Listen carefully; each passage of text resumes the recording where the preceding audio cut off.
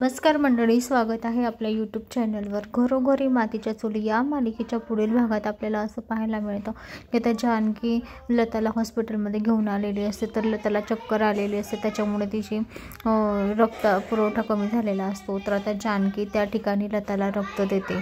जानकी लताला बघून म्हणते की प्लीज, मी तुम्हाला काही द्यायला तयार आहे, काही करायला तयार आहे तुमच्यासाठी, पण मला माझी आई कोणती आहे, कुठे आहे माझी आई हे मला सांगा प्लीज, असं म्हणून ती तिच्या मनाला खात असते.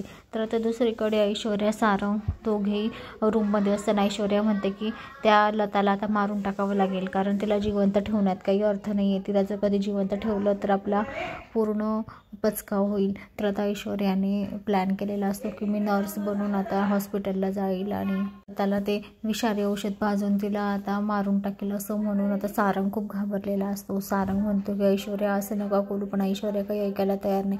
ती दवाखान्यात जाते आणि नर्सचा वेशभूषा करते आणि इथे आता लता झोपलेली असते हॉस्पिटलमध्ये. तर आता लताच्या रूममध्ये ती घुसते. लताच्या रूममध्ये घुसून ती बघत असते कोण आहे का कोण नाही ते बघून आता ती तिथे औषध ठेवते आणि लता शुद्धीवर आली की लताला पाजून देते.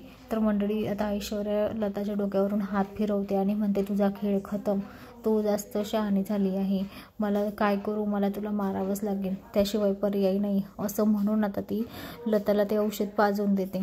तर मंडळी, आता येणाऱ्या पुढील भागात आपल्याला पाहायला मिळेल ऐश्वर्या आता खरंच ते औषध पाजेल का आणि लताचा जीव घेईल का आणि जानकीला कळणार का की लता हीच माझी आई आहे, हे आपल्याला येणाऱ्या पुढील भागात पाहायला मिळेल. तर मंडळी, अशाच मालिकेच्या नवनवीन अपडेटसाठी चॅनलला लाईक आणि सबस्क्राईब करा, शेअर करायला विसरू नका. धन्यवाद.